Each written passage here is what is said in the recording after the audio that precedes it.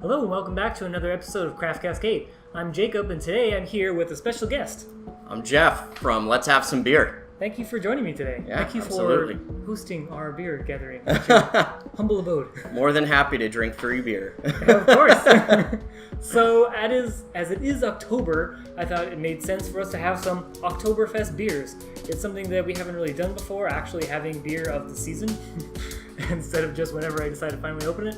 So today, Jeff, why don't you pick the first beer? Yeah, the Hofbrau, let's do that. Good. Jeez, that is super clear. Yeah, I'm actually very impressed. I can see the apartment across the street from me. So with that, let's get into the first one. Prost. Cheers. It's sweet, but it's light. It's so refreshing. Man. Sure, we all have family members that are not real big into craft beer. German-style beers, even Oktoberfest, or even especially Oktoberfest, I might say, are some kind of craft-style beers that are really easy to get your family into because they're so light. Yeah, they're a bit more like malty and bready, and kind of like got that crackery note on your tongue. Yeah. But they're not hard to drink. They're not like a stout. Yeah, it's not super like an mellow IPA. drinking. You know, the bitterness is real low. It's like a bitter bread, if that makes any sense.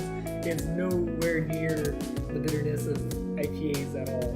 Well, and this one too has quite a bit of sweetness. It kind of reminds me of like a Wonder Bread, if you've had Wonder Bread before. Like, it's like candied bread dough, you know? So the bitterness is really balanced out with the sweetness of those malts. So yeah, if Germany knows how to do anything, it's balance their beer.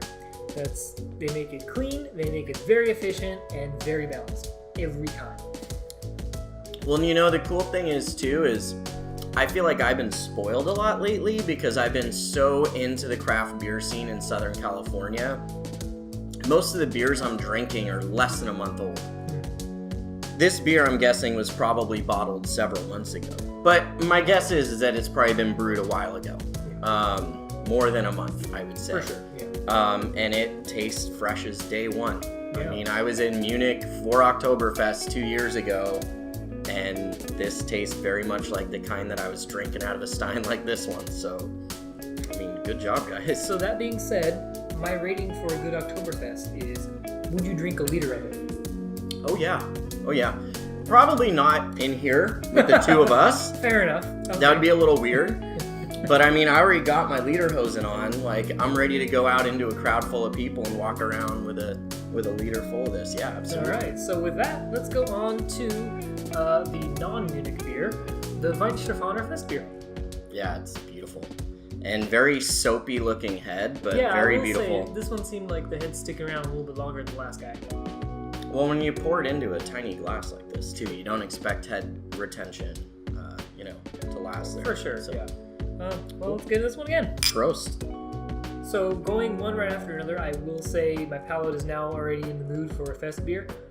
It might be that, or it might be that the Weihenstaphaner is just genuinely a bit more subtle than the previous one. I feel like it's not quite as bready and crackery and just like in your face with those flavors as the Hofbrau was. It's still hitting all those notes, just less.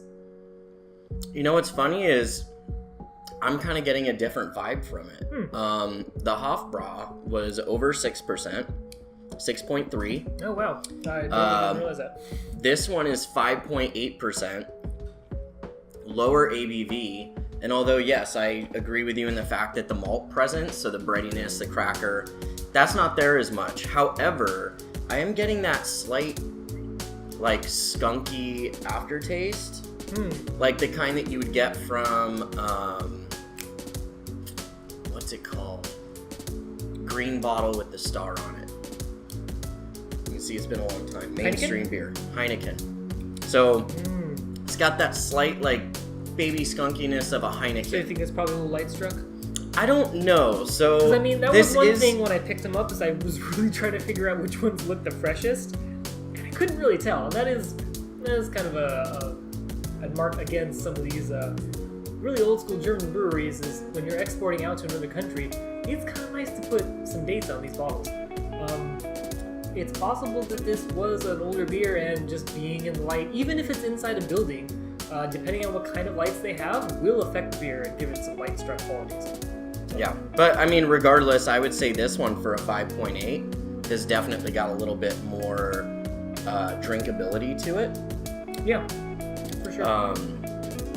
I feel like that skunkiness, although it's not necessarily the most pleasant thing, at the same time, I feel like all it's gonna do is make me go, oh, I better take another sip. I get what you mean. Okay. Oh, there it is. I better take another sip. So I feel like this one would go down much faster. Very good though. You got some beautiful lacing on your glass though. Yeah. Look at that. So we're moving back to Munich again with a traditional fest beer from Paulaner. Oh, there's that dark head I'm looking for. So, just a little side note. When I was in Munich, Paulaner was one of the most poppin' tents on the grounds. Nice. Hofbrau was like the college tent.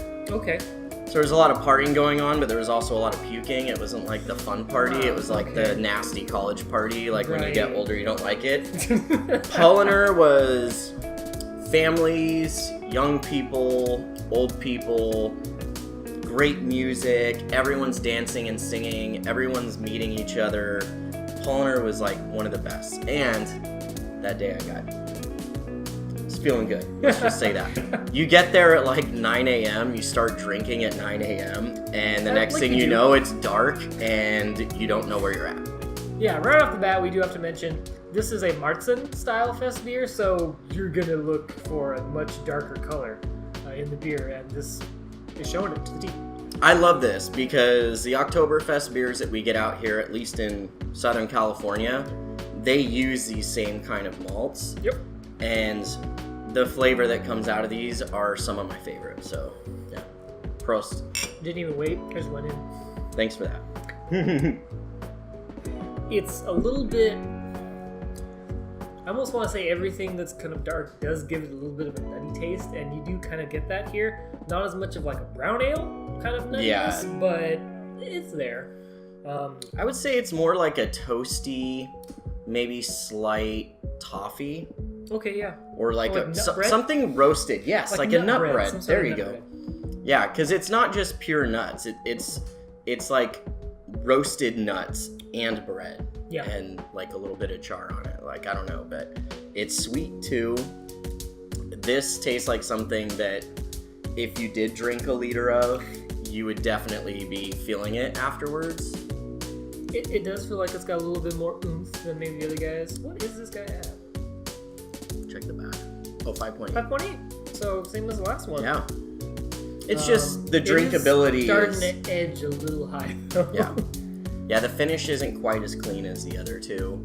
And that's kind of where I'm going with that is the flavor is outstanding. It's just when it comes down to comparing it to the other two I'd probably drink a couple of them. This one is more like if I had a pint or two, I'd probably be good and just sip on it. But... You know, this is a hard call for me because I'm really enjoying this. I think it's been, probably the last time I had a good Marzen was last Oktoberfest season.